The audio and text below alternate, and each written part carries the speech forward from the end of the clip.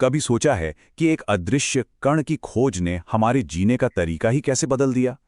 आज हम उन्हीं महान दिमागों की कहानी जानेंगे जिनके आविष्कारों ने हमारी दुनिया को वो शक्ल दी है जिसमें हम आज रहते हैं। चलिए इस रोमांचक सफर पर निकलते हैं। तो हमारी कहानी शुरू होती है एक ऐसी चीज से जिसे हम देख तक नहीं सकते, यानी कि परमाणु से। और ये कहानी वहां जाके खत्म होती है जो हमारी पूरी दुनिया को चलाती है, यानी कि शक्तिशाली इंजनों पर। ये सिर्फ विज्ञान नहीं है, ये उन आइडियाज का सफर है जिन्होंने हमारी हकीकत को घड़ा है। देखिए, दुनिया को बदलने से पहले उसे समझना बहुत जरूरी था। और सबसे बड़ी चुनौती थी उन चीजों को समझना जो हमें दिखाई ही नहीं देती। यहीं से विज्ञान ने अदृश्य दुनिया के रहस्यों पर से पर्दा उठाना शुरू किया। और यह बात काफी दिलचस्प हो जाती है कि हमारी सोच कैसे बदली।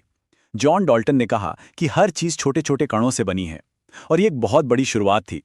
लेकिन फिर आए रदरफोर्ड, जिन्होंने हमें उसके भी अंदर झांकने का मौका दिया, जब उन्होंने नाभिक यानी न्यूक्लियस की खोज की। अचानक से हमें पता चला कि परमाणु के अंदर भी अपनी एक पूरी दुनिया है, और इसी खोज ने सब कुछ बदल कर रख दिया। तो इस नन्ही सी दुनिया के अंदर था क्या आखिर? ये बिल्कुल एक पहेली की तरह था। जे थॉमसन ने पहला टुकड़ा खोजा, इलेक्ट्रॉन। फिर गोल्डस्टीन ने प्रोटॉन को ढूंढा, और अंत में जेम्स चैडविक ने न्यूट्रॉन की खोज करके तस्वीर पूरी कर दी। सोचकर देखिए, सिर्फ इन 3 कणों से ही वो सब कुछ बना है जो हम अपने आसपास देखते हैं। छोटे कणों को समझने के बाद वैज्ञानिकों ने बड़े सवाल पूछे। हमारी दुनिया असल में किन चीजों से बनी है? जैसे हम सांस लेते हैं तो हमें ऑक्सीजन चाहिए, जिसकी खोज शीले और प्रीस्टले ने की। इस धरती का वायुमंडल ज्यादातर नाइट्रोजन से बना है, जिसे रदरफोर्ड ने खोजा। और हमारा सूरज वो हाइड्रोजन से चलता है, जिसकी खोज हेनरी कैवेंडिश ने की। इन तत्वों को समझना हमारी दुनिया के कोड को क्रैक करने जैसा था। और फिर एक ऐसी खोज हुई जिसने विज्ञान के नियम ही बदल दिए। हेनरी बेकुरेल ने पाया कि कुछ तत्व एक रहस्यमयी ऊर्जा छोड़ते हैं, लेकिन ये मैडम क्यूरी थीं जिन्होंने रेडियम की खोज करके इस रहस्य से पर्दा उठाया। उन्होंने ये साबित कर दिया कि परमाणु स्थिर नहीं होते, बल्कि वो ऊर्जा का एक छिपा हुआ स्रोत हो सकते हैं। और यहीं से परमाणु युग की शुरुआत हुई। तो अदृश्य दुनिया को समझने का फायदा क्या हुआ? इस ज्ञान ने हमें असल दुनिया में कौन सी नई ताकतें दी? इसका सबसे बड़ा उदाहरण है माइकल फैराडे। उन्होंने एक जादुई सिद्धांत खोजा जिसे कहते हैं इलेक्ट्रोमैग्नेटिक इंडक्शन, और इसी के आधार पर डायनेमो बना दिया, एक ऐसी मशीन जो गति को बिजली में बदल सकती थी। बस यहीं से हमारी ये रोशन दुनिया की शुरुआत हुई। शक्ति के 2 पहलू हो सकते हैं। एक तरफ अल्फ्रेड नोबेल ने डायनामाइट का आविष्कार किया, जिसमें विनाश की अपार शक्ति थी। दूसरी तरफ रॉन्चन ने एक्स किरणों की खोज की, जिसने हमें इंसान के शरीर के अंदर झांकने की शक्ति दी, जिससे मेडिकल साइंस में क्रांति आ गई। एक ही समय में विनाश और अंतर्दृष्टि की शक्ति। इन नई शक्तियों का असर सीधे सीधे हमारी रोजमर्रा की जिंदगी पर पड़ा।